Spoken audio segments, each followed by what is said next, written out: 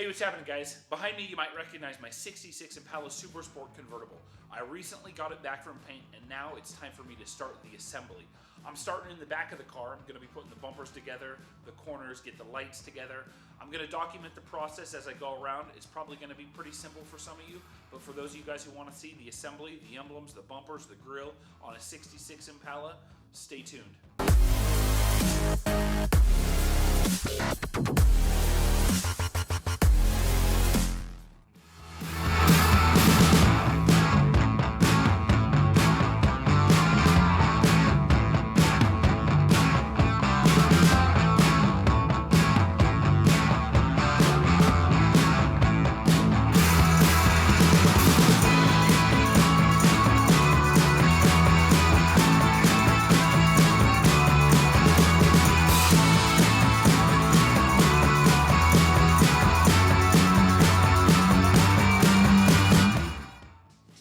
So there we go, got the bumper back on, got the tail lights in, got those corner cove sections on and starting to come together. The next thing that I'm going to be doing is adding the trim and emblems. Already did that up here. We'll take a look at the 396 big block emblems. Already got that on there.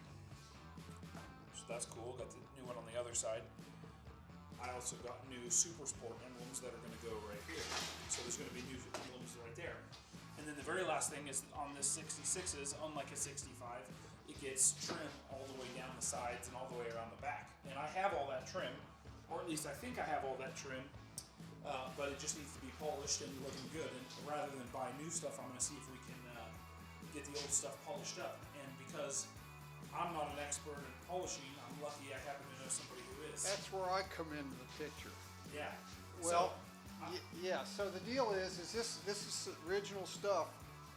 You can buy it repop, but it's obviously not as good a quality. And I learned on working on my '62 Impala that it can be done. I taught myself how to restore this stuff, and it's basically time consuming.